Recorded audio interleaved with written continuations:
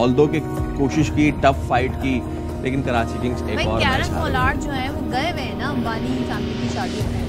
May be that's the reason एक बंदे पे हमने रिलाई किया। हम एक बंदे टीम मतलब एक बंदे पे रिलाई थोड़ी करती है। और अगर कैरन पोलार्ड थे तो उन्होंने 2 मैचेस में अच्छा परफॉर्म किया, तीसरे मैच किया, लेकिन सिर्फ कैरन पोलार्ड थोड़ी खेल रहे कराची किंग्स से, क्योंकि कराची किंग्स में बॉलर्स जो है वो अच्छी बॉलिंग नहीं कर रहे, टारगेट बड़ा दिलवा रहे हैं। जब हमारे बॉलर्स बॉलिंग कराते हैं और अगले वाले बैटिंग करते हैं तो ऐसा लगता है कि ये तो पिच जो है वो 200 की है।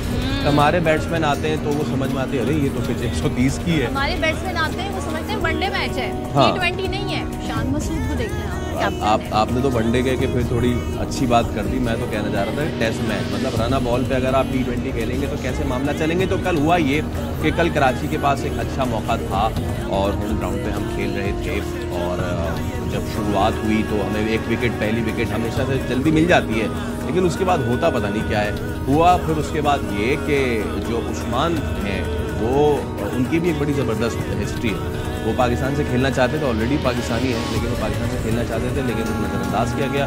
वो UAE चले गए, अब वो फॉरेन प्लेयर के तौर पे खेल रहे हैं, और फॉरेन प्लेयर बन के क्या फॉरेन छक्के टिका रहे हैं। वो उस्मान खान ने कल जो धुआंधार इनिंग्स खेली है, इससे पहले भी वो इनिंग्स 96 रन की खेल चुके थे, और कल तो उन्होंने किसी को भी खातिर नहीं लाए। क्या स्पिनर्स, क्या फास्ट बॉलर्स, ग्राउंड के हर तरफ छक्के चौके। और मुल्तान सुल्तान जी अब जो पॉइंट्स टेबल है उस पर टॉप कर रही है, और इस जीत के साथ जो कल उन्हें मिली है, जो कि 20 रन से वो जीते हैं कराची किंग्स से, मुल्तान सुल्तान PSL सीजन 9 के पहले प्ले ऑफ मरहले में पहुंचने वाली तो क्योंकि एक बंदा खड़ा होकर सेंचुरी मार दे तो गेम खत्म हो जाती है। अब इस सब पे बात कर लेते हैं। नुमाइंदा पुरस्ती बराए के शाहिद आखिरी हमारे साथ मौजूद है। शाहिद भाई अस्सलाम वालेकुम।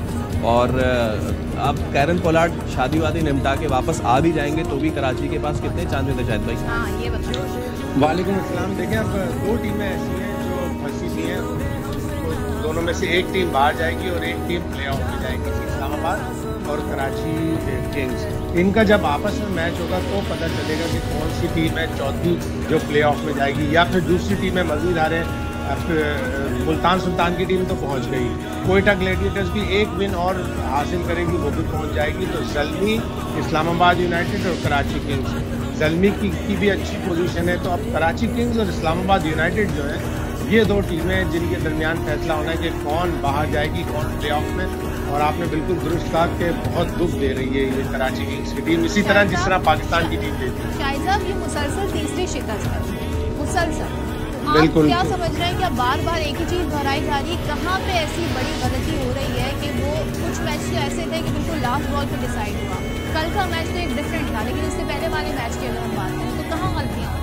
देखिए पहला मैच जो मुल्तान से हमारे थे वो हम हारे थे 55 रन से, वो बड़ी शिकस्त थी। इसी तरह ये वाली शिकस्त भी मुल्तान से बड़ी है। बाकी जो बीच के 2 मैच जो हम जीते हैं, 2 मैच हम जीते हैं, 2 मैच जो हम हारे हैं वो क्लोज थे, लेकिन इस तरह हारने नहीं चाहिए। एक मैच में बैटिंग चल रही है तो एक मैच में बॉलिंग चल रही है, और बॉलिंग कल बहुत ज़्यादा रन दे दिए। इस विकेट पर 160-165 से ज़्यादा रन नहीं बनने चाहिए थे, और वो चेजेबल थे 165। 189 बहुत ज़्यादा रन दे दिए। और जिस तरह फैजल ने कहा कि उस्मान ने बड़ी अच्छी बैटिंग की, पिछले PSL में उन्होंने सिर्फ 36 गेंदों में सेंचुरी बनाई थी, जो फास्टेस्ट अब तक PSL की सेंचुरी है। तो अच्छे प्लेयर हैं। अब वो UAE के लिए क्वालिफाई कर गए तो वो ओवरसीज प्लेयर काउंट होते हैं, लेकिन बैटिंग उन्होंने बहुत अच्छी की और कराची किंग्स के सारे ख्वाब चिकनाचूर कर दिए। बॉलिंग जब उस्मान को हो रही थी, एक तो मुझे रब्बानी ने शुरू की, हालांकि वो बंदा 6 फुट से भी ऊंचा है, लेकिन वो अपनी हाइट का कल उन्होंने फ़ायदा नहीं उठाया। ऑल्दो के कराची किंग्स की वजह से की जानिब से स्पिक ऑफ द बॉलर्स अब तक मीर हमजा ने बॉल की, वही वाइड, मतलब कि वो खड़े खड़े सिर्फ कट मार रहे थे। स्पिन आए नवाज, उनका रोल भी समझ में नहीं आ रहा। वो भी अगर कर रहे हैं स्पिन तो वो स्टार्ट ही 4थे-5वें स्टंप से कर रहा है, जाहिर सी बात है फिर वो बाहर ही कट ही मारना है उसने।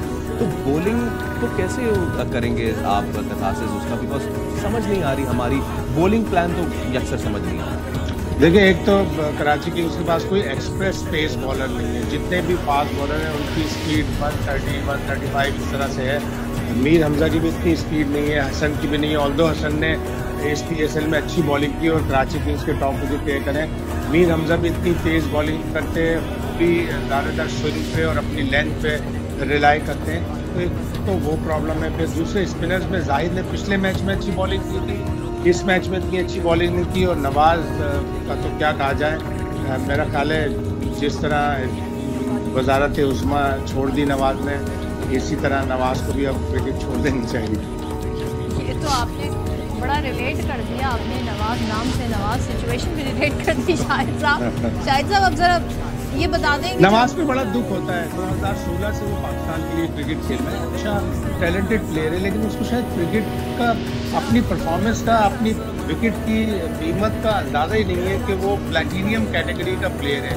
उसको हमने ट्रेड ऑफ किया है, और इन मैचों में उसने ना तो अच्छी बॉलिंग की है, ना ही अच्छी बैटिंग की। कल थोड़ी सी बैटिंग की, लेकिन वो उस वक्त तक कराची किंग्स जो है मैच हार चुका। शाहिद साहब आपने जो इस वक्त कमेंट्री की है ना, जो आपने तबसरा किया है नवाज पे, वो आपने क्रिकेट पे किया है। मैं अपने नाज़रीन को ये बताना चाहती हूँ इससे पहले कि कोई इसका कुछ और मतलब निकाले। जो लोग समझना नहीं चाह रहे थे वो भी शायद समझ होंगे। शायद भाई ये जो आपने बैटिंग की बात की, आपको कराची की इसकी बैटिंग ऑर्डर की समझ आ रही है? हमें तो नहीं आ रही है, आप समझा दें।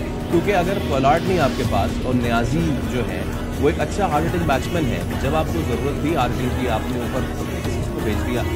बैटिंग ऑर्डर में अगर कुछ शफलिंग होती ऊपर नीचे तो बेहतरी आ सकती थी। बिल्कुल आ सकती थी। जो रूट लॉ है वो 5वें नंबर का प्लेयर नहीं है, वो ऊपर के बैट नंबरों पे खेलता है। यूरोपियन T20 लीग में उन्होंने एक फास्टेस्ट सेंचुरी बनाई, उसके बाद जब उन्हें चौथे 5वें नंबर पे भेजा जाने लगा तो वो कुछ भी नहीं करते थे, और टॉप ऑर्डर में ही हमेशा रन्स किए उन्होंने। तो उनको टॉप ऑर्डर में खिलाना चाहिए, और इसी तरह ये सोच कर रखना कि एक लेफ्ट हैंडर और एक राइट हैंडर हो, ये कोई पत्थर पे लकीर नहीं है। अगर दो left there is no chance जी। अब आप ठीक है कराची इन सब आए हैं, लेकिन now it's time to gear up, और जो जितने भी आप में जो पावर रह गई उसको पूरा यूटिलाइज करें। We still back in Karachi हमारी टीम में, एंड लेट्स होप